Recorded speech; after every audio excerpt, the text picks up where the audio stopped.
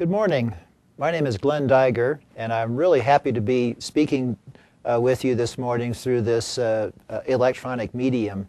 Let me introduce myself. I'm currently the president of the International Water Association. I'm also a senior vice president and chief technology officer for CH2M Hill, an international project delivery firm with a large water practice. I am a registered professional engineer and have been a water practitioner for my entire 35-year career, which has been with CH2M Hill. And also in mid-career, I had the opportunity to serve as professor and chair of environmental systems engineering at Clemson University in the U.S. I'm also a member of the U.S. National Academy of Engineering. Pleased to speak with you today about the need for a new urban water management paradigm. I focus on urban water because we have become an urban planet with, as you know, the majority of the human population already living in cities, towns, and villages. Moreover, urbanization will increase in the future as essentially every one of the roughly 3 billion additional citizens of planet Earth that will be added to our population between now and the middle of the century will live in urban areas. Why do we need a new paradigm? There are several reasons for this, but let me frame it hopefully in a simple fashion. Going back into history, today we use an approach to urban water management that has not fundamentally changed for millennia. We identify pristine water supplies that are located remote from urban areas, transport this collected water to the urban area where it is treated and distributed. When people, commercial establishments, and industry use it, quite frankly, use it only once, we collect the used water, treat it. Sometimes, quite frankly, a lot of times it's not treated, but at most to a modest quality to minimize pollution and then return it to the environment. So it's a system of one use, it's supply oriented, and assuming, quite frankly, a significant assimilative capacity of the environment because the return water is of poor quality than what we take out of it. Although some look at this as an invention of the second half of the 19th and the first half of the 20th century, indeed it really is the same system that urban areas have been using for millennia. Just think of the systems of ancient Rome. So what has changed? Why can't we continue to do this? The biggest driver is population growth from less than 1 billion historically to 1 to 2 billion in the latter half of the 19th and the first half of the 20th century to 9 to 10 billion that we'll have on planet Earth in the middle of this century. Along with that, we have the associated consumption of resources driven by both population growth and increasing affluence. This nearly tenfold increase in population needs more water for people, but also more water for industry, agriculture, and energy production, leading to widespread water scarcity. And many of the water supplies that do exist are no longer pristine because of the return of poor quality water from previous uses. So we have increased population, increased use of resources, leading to also to resource scarcity. We see this most visibly in the energy area, but other resources such as phosphorus are becoming scarce. So we have some issues in front of us. The good news, though, is that new technologies and approaches are available to allow us to manage water and the resources in it in a much more efficient fashion. Now let me take and restate this in a manner that might be helpful by just asking you a question. Why would we expect a system that evolved over millennia when the global population was less than 1 billion, living in mostly rural areas and lacking modern technology, to be the solution with 10 billion people living mostly in urban areas on a water-short and resource-constrained planet, but with modern technology? Let me also ask that in what other area of human life do we do things essentially as we did them a century or even a millennia ago. We just don't do that anymore, right? Of course we have to change to these changing realities. So we could look at this as a problem and hope I've convinced you that if we continue to do things the way we do today, that we will have a problem. The question then is, do we have a solution? The overwhelming answer to this is yes, we do have a solution. That's the good news. The bad news is that we must change, and in this sector we have a hard time changing. So let's look first at what we need to change to.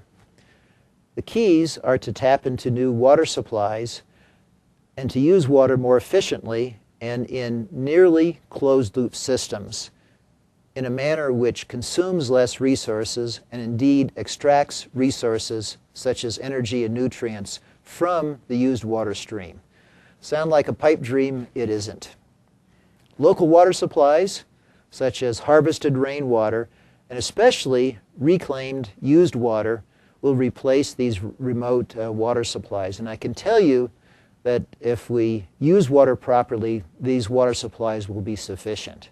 We use water in integrated multiple-use systems that are distributed throughout the urban area.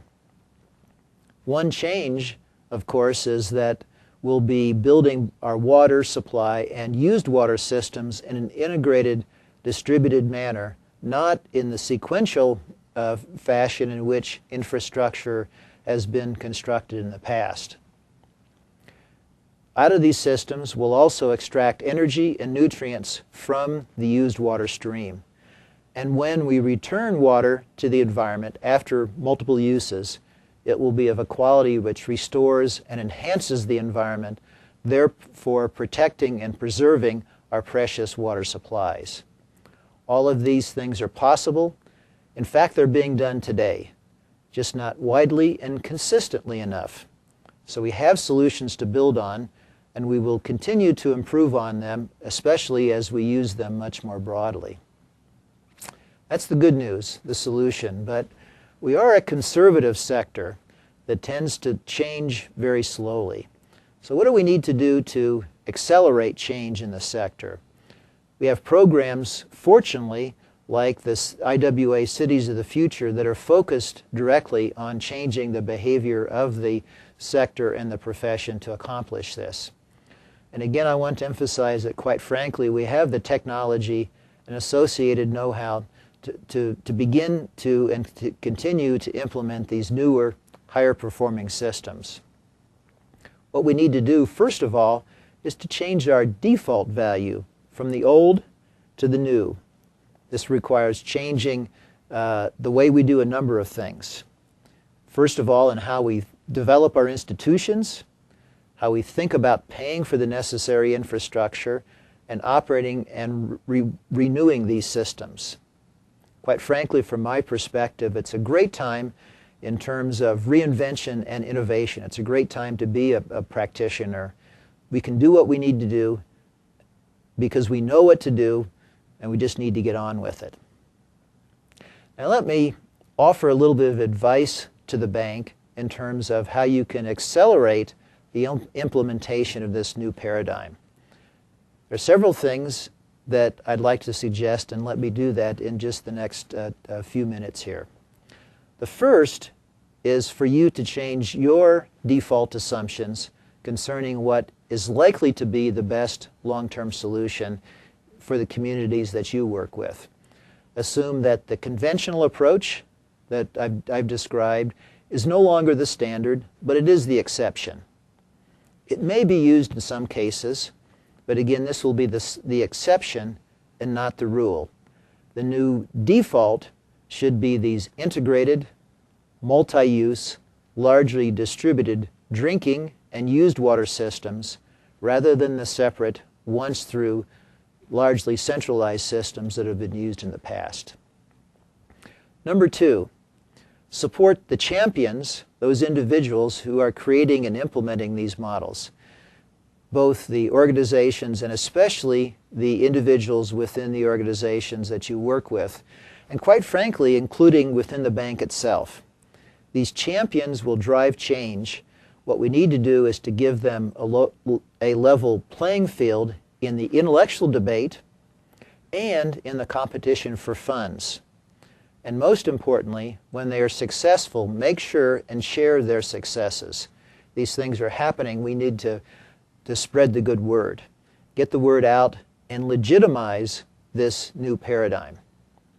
Third, let's create some incentives for the implementation of these new, more efficient systems. Reward increased water use efficiency, resource use efficiency, and the extraction of resources, energy, and nutrients from the used water stream by giving preference to utilities and to projects which achieve these results. This is actually not as hard as it sounds. For example, we could set standards for net per capita water use along with the associated level of service and use this as the principal criteria for making awards by the bank. Similar criteria can be established for resource use and resource extraction. Use these as the principal metrics for determining where you spend your money and use this to drive behavior.